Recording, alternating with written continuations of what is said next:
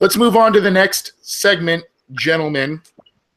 A recent report that came out this week from Catherine Terrell. I guess it's not really necessarily a report. It's more a report based on past history. Catherine Terrell is the ESPN staff writer who has since replaced Coley Harvey, if you remember that name, with ESPN as the Bengals beat writer, and she does a great job.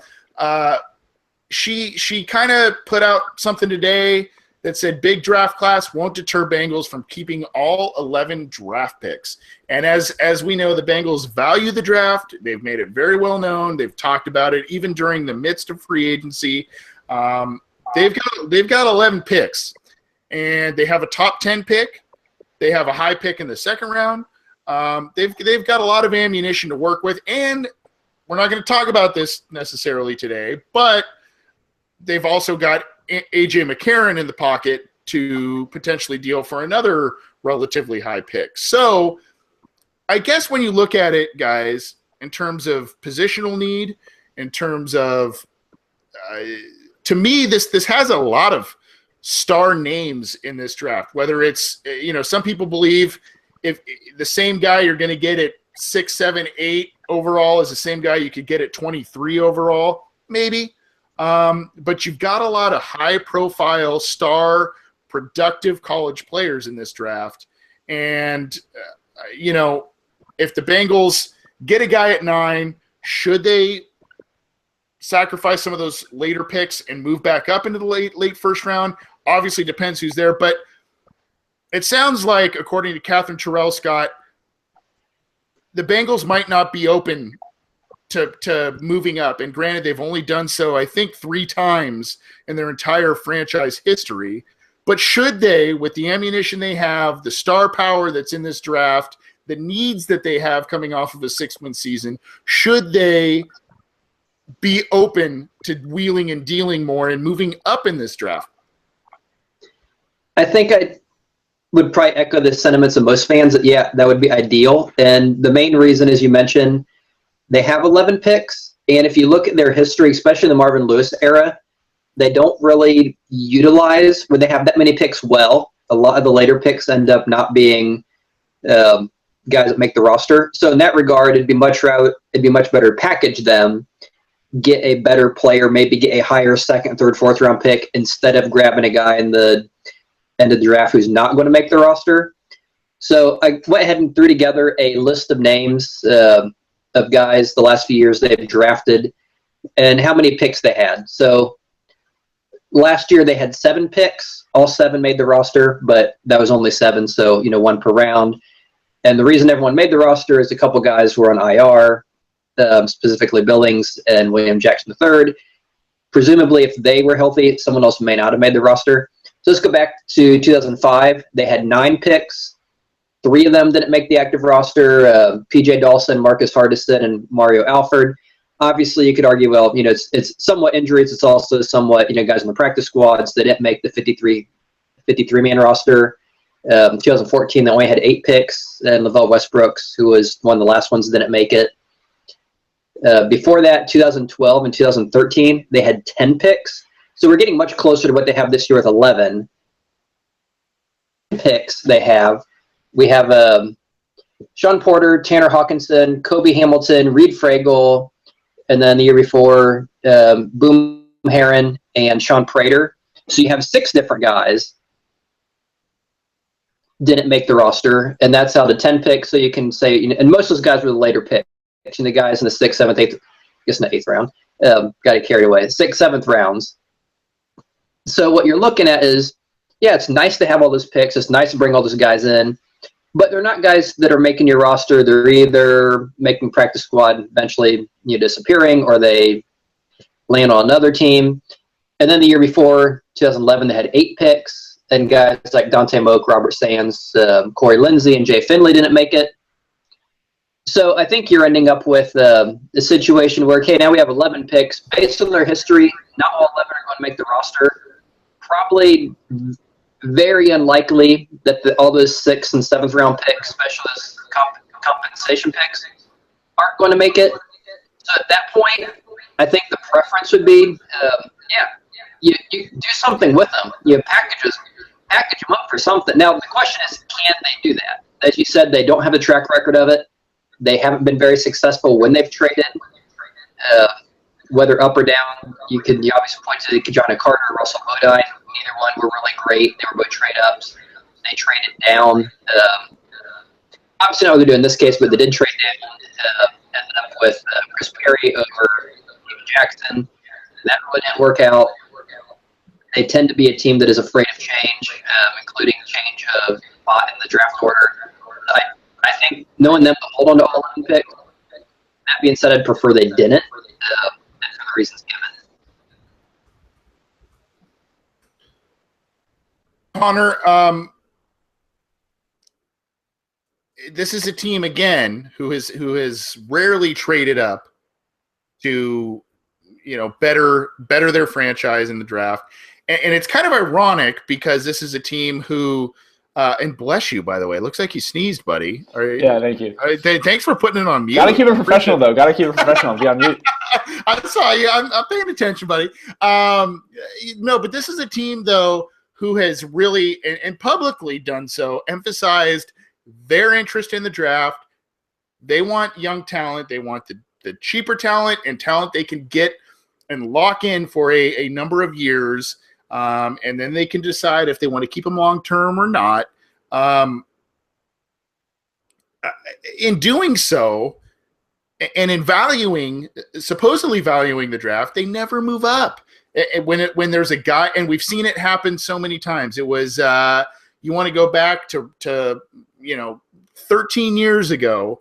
There's the whole Chris Perry, Steven Jackson thing. They moved back. And then I think a lot of people thought they wanted Steven Jackson, and instead they stayed put, and then they settled for Chris Perry as Steven Jackson went right in front of them. You look back at, I believe it was 2008. They got Keith Rivers, but I think a lot of people thought they wanted Cedric Ellis, a defensive tackle they really wanted, who ended up going to the Saints right in front of them. So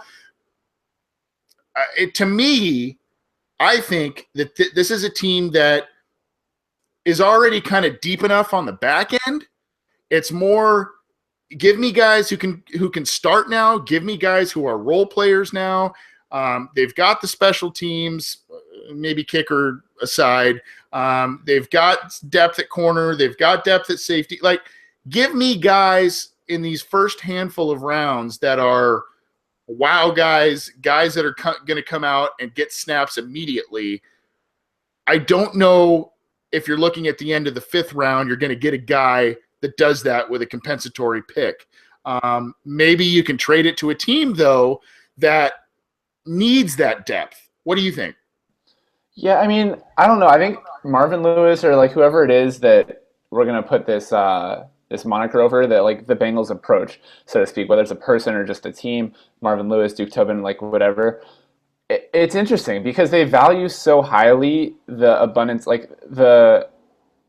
picks that they have.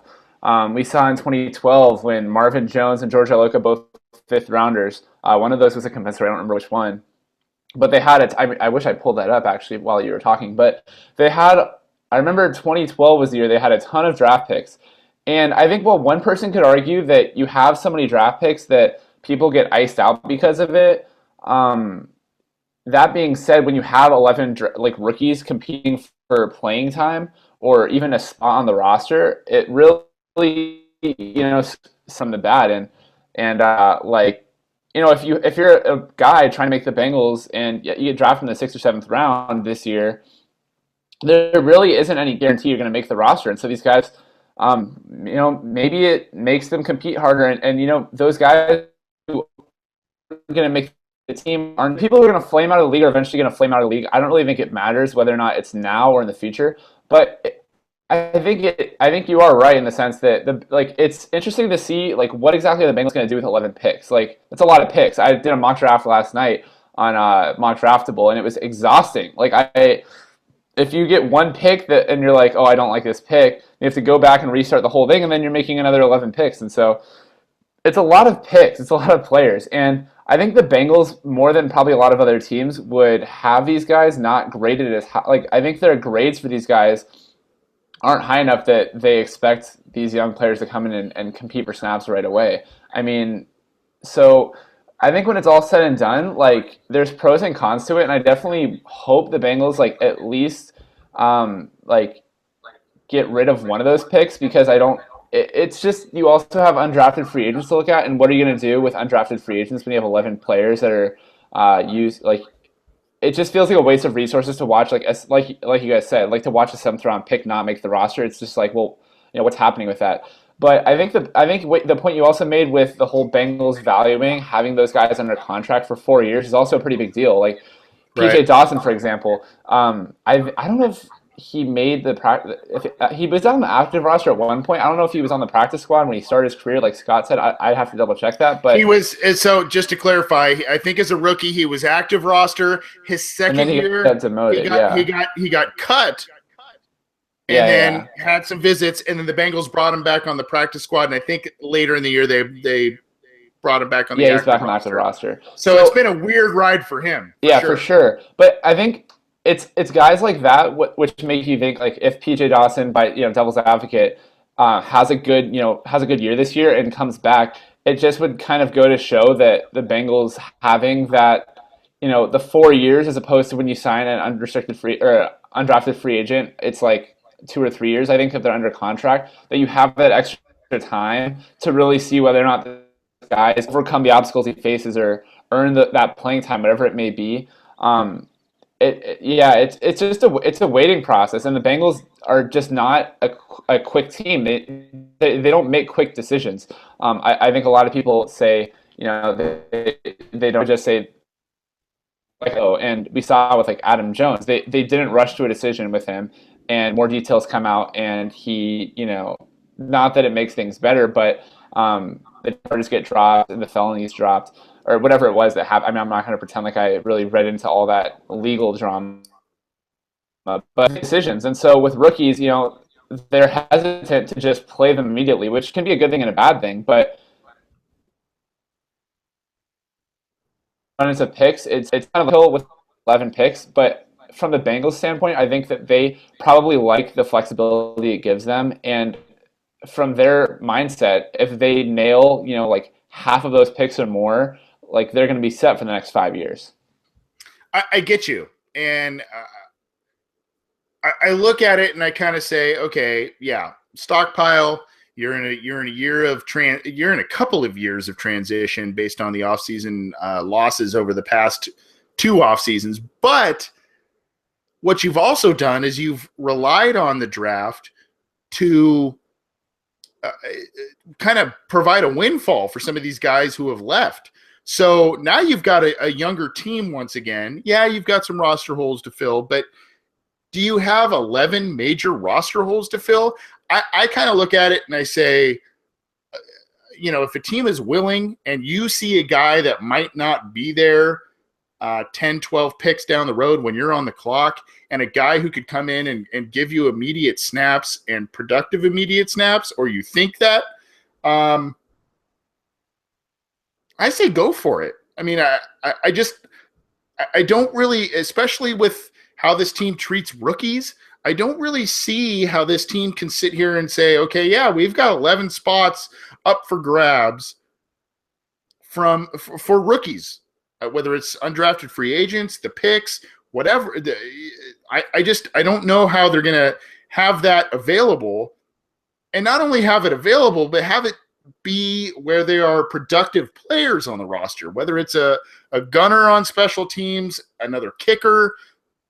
I mean, whatever the case may be, I just don't see that many teams. Now, I'm not saying mortgage, a 2018 first-round pick to get whoever or anything like that, but, if teams are willing to kind of wheel and deal in the second and third round, you get an extra second-round pick, you get an extra third-round pick by sacrificing someone in the fifth round and maybe a fourth-round pick in 2018. And a guy's there that you like, I don't see why you wouldn't do that instead of letting players fall to you. And granted, everybody likes the best player available strategy, but now you look at it and you go, okay, well, how many cornerbacks do you need on this on this team? I mean, they did the best player available strategy for a long time without moving up, and now they've got a ton of cornerbacks, a lot of the young guys of which are not playing. So just kind of an interesting situation, and I would be surprised if the Bengals moved up because they never do, but with the ability to finally deal compensatory picks for the first time this year and the amount of picks that the Bengals have this year, on the other hand, it really wouldn't surprise me. Scott, any additional thoughts on that?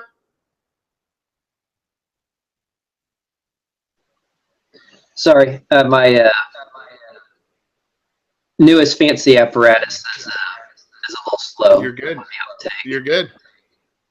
But yeah, I mean, I totally agree. I mean, everything what you guys are saying, I agree with. I mean, it makes no sense to hold the 11 picks, and we've kind of gone over the past how miserable their compensatory pick selections have been. I mean, it's not like they're really hitting home runs on that. I mean, in the Marvin Lewis era, I think Bernard Scott is pretty much the only. He was a decent backup, but he was the only really productive pick they've made with a compensatory pick.